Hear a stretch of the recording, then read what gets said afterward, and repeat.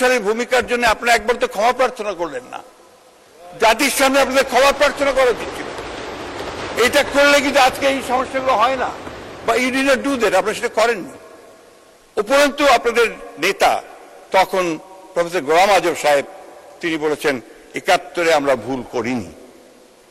এই জিনিসগুলো আমার মনে হয় এখনো সময় আছে, আপনারা এখনো ভেবে চিন্তে দেখতে পারেন যে বাংলাদেশ সম্পর্কে আপনাদের ধারণাটা খুব পরিষ্কার করে আমাদেরকে জানানো উচিত, বাংলাদেশকে জানানো উচিত বলে আমি মনে করি। তারা আজকে এমন একটা দলের সঙ্গে জোট করেছে যে দলটি বাংলাদেশের স্বাধীনতাতে বিশ্বাস করে না।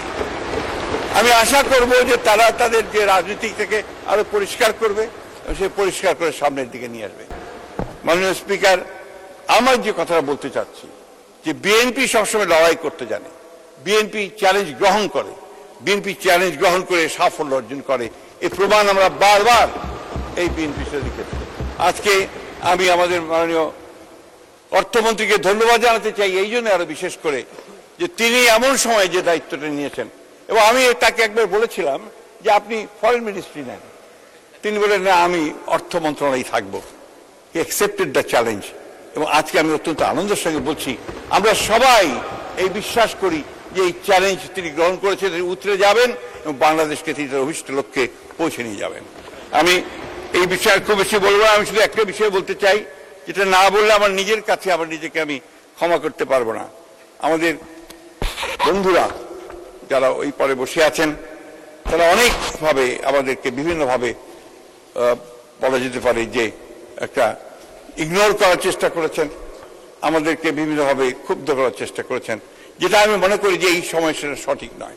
কারণ আপনাদের নিজেদের দিকেও আপনাদের ফিরে তাকানো দরকার। এই জন্য তাকানো দরকার যে আমি বারবার যে কথাটা বলি যে ৭১ সালের ভূমিকার জন্য আপনারা একবার তো ক্ষমা প্রার্থনা করলেন না। জাতির সামনে আপনাদের ক্ষমা প্রার্থনা করা উচিত ছিল। এটা করলে কিন্তু আজকে এই সমস্যাগুলো হয় না, বা you did not do that, আপনারা সেটা করেননি। উপরন্তু আপনাদের নেতা তখন প্রফেসর গোলাম আজম সাহেব তিনি বলেছেন ৭১ আমরা ভুল করিনি। এই জিনিসগুলো আমার মনে হয় এখনো সময় আছে, আপনারা এখনো ভেবে চিন্তে দেখতে পারেন যে বাংলাদেশ সম্পর্কে আপনাদের ধারণাটা খুব পরিষ্কার করে আমাদেরকে জানানো উচিত, বাংলাদেশকে জানানো উচিত বলে আমি মনে করি। আমি এর বেশি যেতে চাই না, কারণ বারবার আপনারা এই কথাগুলোই বলতে থাকেন এবং ৭১ সম্পর্কে আপনাদের ধারণা খুব পরিষ্কার করে আপনারা বলেন না। এই পরিষ্কার না বলেননি, আমি আজ পর্যন্ত শুনিনি, এটা কেউ শোনেনি। মাননীয় স্পিকার, এই কথাটা আমরা এই জন্য বলছি যে আজকে যদি আপনারা এটা স্বীকার করে নেন তাহলে কিন্তু আপনাদের জন্য রাজনীতি অনেক সহজ হয়ে যাবে। আমি আমাদের অত্যন্ত প্রিয় ছাত্রদের এবং ইয়াং ম্যানদের যে দল এনসিপি, এবং আমি অত্যন্ত আনন্দিত যে তারা তাদের পারফরমেন্স তারা খুব ভালো করছে।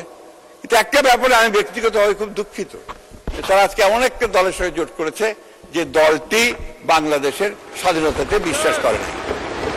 আমি আশা করব যে তারা তাদের যে রাজনীতি থেকে আরো পরিষ্কার করবে, সে পরিষ্কার করে সামনের দিকে নিয়ে আসবে। এই কথাটা এই জন্য বলছি যে আমাদের এই নবীন রাজনীতিবিদদের তাদের অনেক ভবিষ্যৎ আছে, তারা ভবিষ্যতে আরো ভালো করবে।